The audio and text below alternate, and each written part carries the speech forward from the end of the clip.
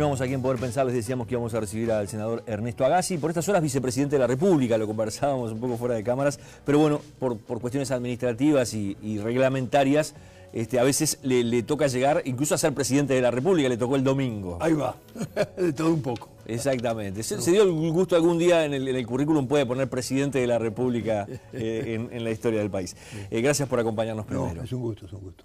Senador, comencemos, si le parece, hablando de temas políticos y temas regionales. Por estas horas hay por allí un debate muy fuerte, no solo aquí en Uruguay, en la región podríamos decir, sobre la situación que está atravesando Venezuela, sobre todo porque se vienen elecciones legislativas y hay una confrontación muy particular, por ejemplo, con organismos internacionales, incluso hoy encabezada la OEA por un uruguayo, donde bueno, no se acepta una misión de la OEA. Luis Almagro termina emitiendo una carta allí donde dice, entre otras cosas, que no está garantizada la transparencia y tampoco la justicia electoral en Venezuela. Es grave lo que está pasando. En realidad esta situación no es de ahora. Desde que ganó las elecciones Chávez, que lamentablemente falleció, y se hizo una nueva elección y ganó Maduro, inmediatamente empezaron las movilizaciones que les llamaron la salida. Y eran movilizaciones muy violentas. Ahí murió mucha gente. Y eran organizadas. Y eran financiadas desde el exterior. A mí me alegra mucho que con motivo de las elecciones del 6 de diciembre, el Consejo Nacional Electoral de Venezuela logró que se firme un documento por los representantes de todos los partidos políticos de compromiso con aceptar el resultado legítimo de lo que decida el pueblo venezolano. Y esa declaración dice una cosa muy importante, que la firmaron todos los partidos, ¿no? De que todos aceptan que el único medio legítimo para desconocer o para cuestionar el resultado de las elecciones es el que establece la Constitución y la ley. Porque hemos tenido en periodos anteriores desconocimientos con movilizaciones, con acciones armadas, aquello de las guarimbas, degollando gente, que me parece que son... Nosotros no estamos acostumbrados ni a una oposición que haga eso, ni a un gobierno que haga esto. Así que es un clima que yo resalto que ya tiene, desde que asumió el presidente, van 2 años, el presidente asumió en el 2013, y ahora lo que va a haber son elecciones legislativas. Se van a elegir, ellos tienen una asamblea popular con una sola cámara. Y ahí, en realidad, lo que se juega es si el gobierno va a tener mayoría en la asamblea legislativa o no va a tener mayoría. El clima de deslegitimar al gobierno, yo creo que se viene produciendo de hace tiempo. Seguramente que muchos ciudadanos venezolanos están desconformes con el gobierno y se movilizan en ese sentido. Yo recuerdo una carta, no sé si te acordás, de una uruguaya que trabajaba en una universidad, era familiar de alguien muy conocido en el Uruguay, que cuando la invitaron a ir a las manifestaciones, que en principio eran para defender los derechos de los estudiantes, ella se sumó a las manifestaciones. Y cuando vio que el acápite era la salida, o sea que tenían un objetivo político, no eran algo sano para defender los derechos de los jóvenes. Era para presionar al gobierno y voltear al gobierno. Ella dijo, no, así yo no voy más. Está bien, pero ese argumento no empieza a caerse un poco cuando Luis Almagro, compañero suyo de su fuerza política, canciller del Uruguay hasta hace muy poco, emite una carta con los términos en los que se refiere a lo que va a pasar en Venezuela, donde habla de falta de transparencia, donde habla... Primero yo creo que a Almagro no le compete hacer eso. Francamente, no me importa que sea compañero mío. La OEA había solicitado participar para controlar las elecciones y el gobierno venezolano le dijo que no, porque el gobierno venezolano, como establecen las leyes en el país de Venezuela y como establecen en nuestro país, nosotros invitamos a quien nosotros queremos para que controle las elecciones. Venezuela invitó a la UNASUR, invitó a organismos de Naciones Unidas, invitó al Mercosur y al Parlasur, pero no invitó a la OEA. Entonces, lo que dice Almagro es que él recibió esa notificación, pero a él no le parece bien que le contesten eso. Mala suerte, Luis Almagro. Si no te invitan, no te invitan. Vos no tenés derecho a autoinvitarte. Y yo leí con atención la carta de Almagro. Él dice, he sido informado, y después dice cosas muy graves. En realidad yo creo que él no se puede poner en portavoz de los que le informaron. En todo caso, él debería trabajar para tener la información él mismo y no aducir que otros le informaron lo que estaba pasando. Yo creo que esta carta no es una carta feliz, no es el rol de la OEA ir a decirle a los demás cómo tienen que comportarse. Sí, si lo invitan y si participa, como va a participar la UNASUR, donde nuestras autoridades electorales del Uruguay van a participar, y verifica, y en una observación, como observador internacional en las elecciones, que la ley venezolana establece todos los derechos que tienen los observadores para hacerle el seguimiento a las elecciones. Pueden hablar con la oposición, pueden hablar con el oficialismo, pueden hablar con la gente, pueden entrar a las oficinas, pueden tener todos los registros. Ellos, el sistema electoral es muy bueno venezolano y eso está todo auditado y se puede mirar por internet todas las pruebas que se hacen y después se pueden pedir esas filmaciones y mirarlos, hablar con los organismos técnicos. Teniendo todo eso arriba de la mesa uno puede opinar. Pero me parece que no está bien opinar porque alguien te dijo que pasa tal cosa. Usted apoya, me parece, lo que es el proceso de este gobierno venezolano por una cuestión ideológica. Cuando empiezan a llegar informaciones tipo, bueno, la escasez de alimentos, que van a prisión miembros de la oposición, cuando pasa esto que pasa con la OEA, ¿no son luces de alarma? Digamos, a un sistema democrático como el uruguayo no debería, bueno, por lo menos decir, veamos qué es lo que está pasando en realidad allí en Venezuela? Sí, algunas de las cosas que pasan en Estados Unidos me preocupan igualmente. Que salga un loco con un rifle y mate gente toda la semana, tenemos noticias de eso. O que en las elecciones participen de cada 10, 2, me parece gravísimo. O que haya sectores que... En fin, yo apoyo a Venezuela y a su gobierno legítimo, cualquiera sea. Ahora van a haber elecciones. En realidad yo tengo una actitud institucional en esto.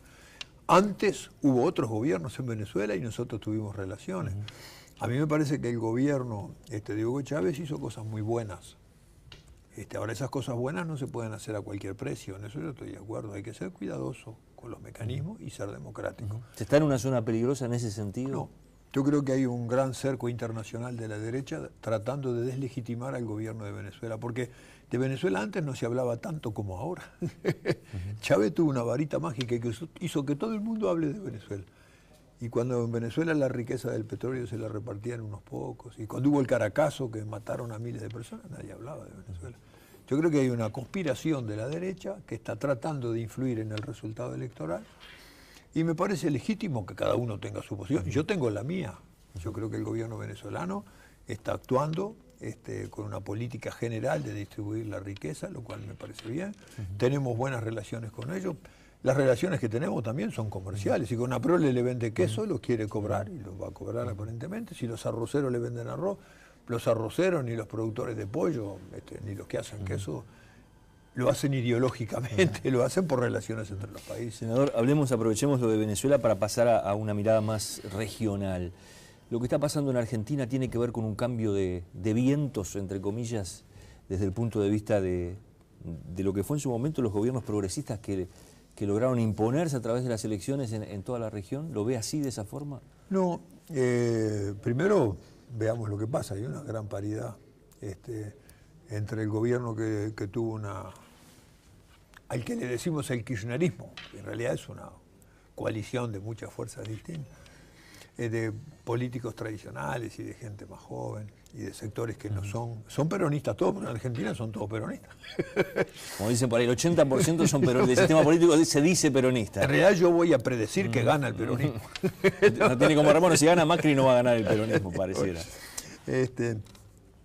Pero creo que con la República Argentina nosotros tenemos una relación que es distinta, porque lo que nos separa es un río. Así que a veces tironeamos la frazada para acá, a veces tironeamos la frazada para allá, pero en realidad tenemos intereses estratégicos comunes. Con la República Argentina, que no es solo Buenos Aires. Capaz que con Buenos Aires tenemos diferencias más grandes que con Entre Ríos, con Corrientes o con Misiones. Por motivos objetivos, no políticos. Por cómo se vive, por cómo se produce. ¿A usted le sorprendió la votación de Macri, por ejemplo, en esta primera vuelta?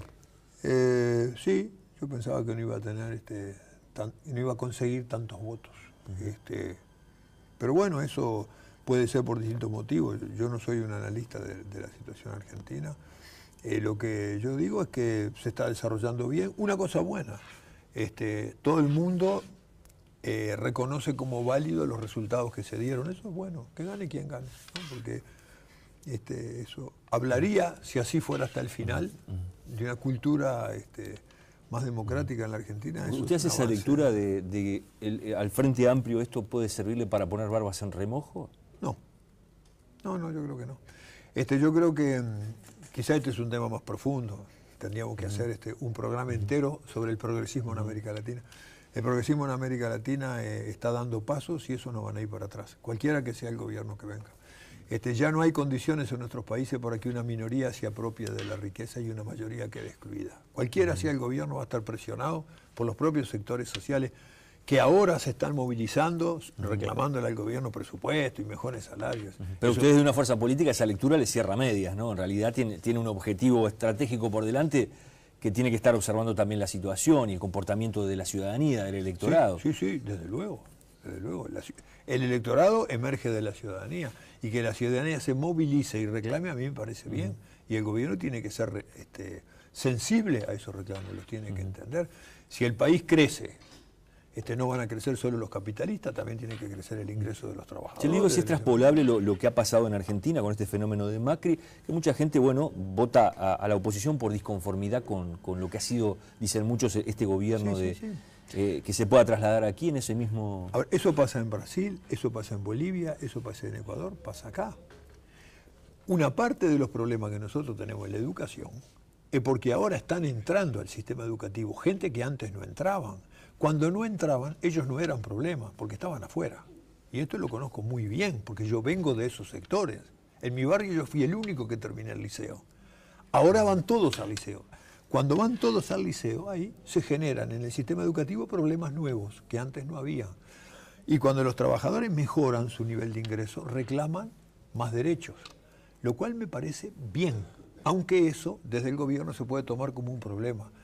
Capaz que para el gobierno es un problema tener un padrón de distribución que respete esas demandas, pero para el país es una bendición que todos querramos ir para adelante. Esa es mi interpretación. O sea, el progresismo está condenado a que al distribuir mejor va a ser objeto de nuevos reclamos. En consecuencia, la construcción progresista es una construcción permanente. Me preocupa, hace poquito se conoció una encuesta sobre la imagen del presidente Tabaré Vázquez. Allí aparece que 1 de cada 3 de los consultados aprueba y 2 no aprueban, por lo menos, y incluso el porcentaje de quienes desaprueban es más alto. ¿No le pasó a Vázquez en el primer gobierno? ¿No le pasó a Mujica en el segundo gobierno? Sí, capaz un poco es esto que yo estoy diciendo. Están habiendo muchos reclamos en la sociedad, buenos para la sociedad, para el gobierno, lo obliga a ser cuidadoso, a ser meticuloso. Ya no hay tanto para responder a todas las demandas juntas como en el 2005. En el 2005 había muchas demandas muy legítimas. Tampoco en el 2005 sabíamos cuánto había para repartir, porque en realidad el crecimiento empezó después, ¿no? Yo creo que hay que tener cuidado de datos de un momento, no darle un carácter estratégico. Me parece que siempre con la información y con las estadísticas hay que esperar para ver la tendencia. Últimamente pasaron algunas cosas. Estamos en el medio de una ley de presupuesto con un equipo presidencial que no ha estado en el país por bastante tiempo, que estuvieron en su gira. Y la discusión presupuestal siempre tiene muchas movilizaciones y muchos reclamos. Reclamos que no son solo de trabajadores. Los ministros también van a reclamar para su ministerio y los jueces van a reclamar para su ministerio. En realidad me alegra algunas cosas. Los salarios de los docentes se han mejorado y eso ya no es un problema tan grave. Ahora, si nos queda un minutito nada más y no quería terminar sin preguntarle, ¿Mujica dio un paso al costado? ¿Lo sienten dentro del sector? ¿Lo va a hacer durante este gobierno? ¿Ya lo ven a un Mujica tomando distancia? Sí, tomó distancia, porque se fue a recorrer el mundo. Por eso le preguntaba, pero eso puede ser o una cosa coyuntural o puede ser parte de una estrategia que ustedes ya conocen. Dio un salto largo, se nos fue para Turquía. No, él está un poco prisionero de su éxito. Lo llaman de todos lados. Y él no puede pedir licencia, lo conversamos entre todos el otro día. Dice, yo no puedo estar pidiendo licencia todo el tiempo. Si voy a estar pidiendo licencia todo el tiempo, las licencias del Parlamento también tienen un tope máximo. Hay quienes dicen, o se planteó por allí, que en un año se va del Parlamento. Y va a tener que irse. El Parlamento le queda chico. Por el peso que está teniendo en los organismos internacionales, en los foros. Ahora en Turquía fue una locura. Y yo no conozco los detalles porque él vuelve esta semana. pero le pidieron que vaya a Colombia en el proceso, anda recorriendo por todos lados. Me parece que la presidencia permitió que los uruguayos conozcamos algo que no sabíamos que teníamos en Uruguay, porque yo creo que ni usted ni yo pensábamos que al final del periodo con Mujica iba a pasar lo que pasó. Y bueno, ese prestigio se gana, y él va a tener que hacer frente a ese prestigio, no se puede esconder. Yo creo que eso es bueno para el país, aunque sea medio desgastante para él, que ya tiene sus años. Pero él es un militante de la vida y no le va a aflojar nada. Le agradezco mucho que haya venido. Por favor, muchas gracias. Nosotros nos vamos a la pausa, después vamos a recibir al presidente de la Federación de Profesores de Enseñanza Secundaria para hablar sobre lo que pasó en estas últimas horas, toda la polémica que se planteó sobre la elección de horas docentes. Le ganaron la pulseada al Consejo de Secundaria, no es así, cómo se eligen las horas, en qué proceso se está, lo vamos a conversar con él en un minuto nada más. Ya seguimos.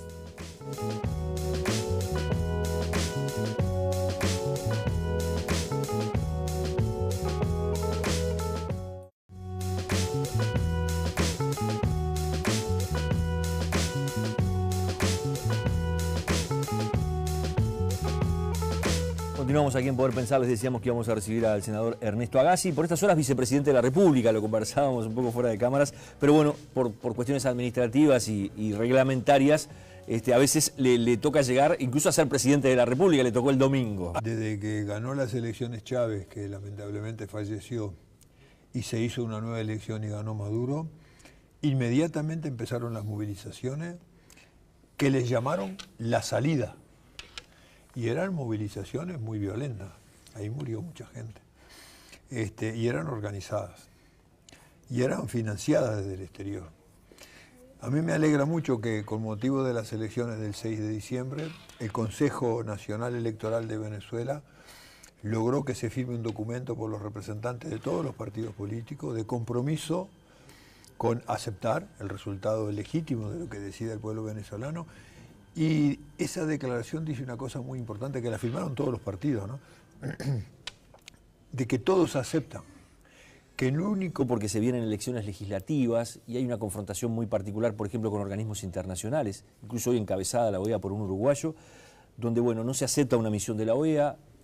Luis Almagro termina emitiendo una carta allí donde dice, entre otras cosas, que no está garantizada la transparencia y tampoco la justicia electoral en Venezuela. Es grave lo que está pasando. En realidad esta situación no es de ahora. Ahí va, de todo un poco. Exactamente. Se dio el gusto algún día en el currículum, puede poner presidente de la República en la historia del país. Gracias por acompañarnos primero. No, es un gusto, es un gusto. Senador, comencemos, si le parece, hablando de temas políticos y temas regionales. Por estas horas hay por allí un debate muy fuerte, no solo aquí en Uruguay, en la región podríamos decir, sobre la situación que está atravesando Venezuela, sobre todo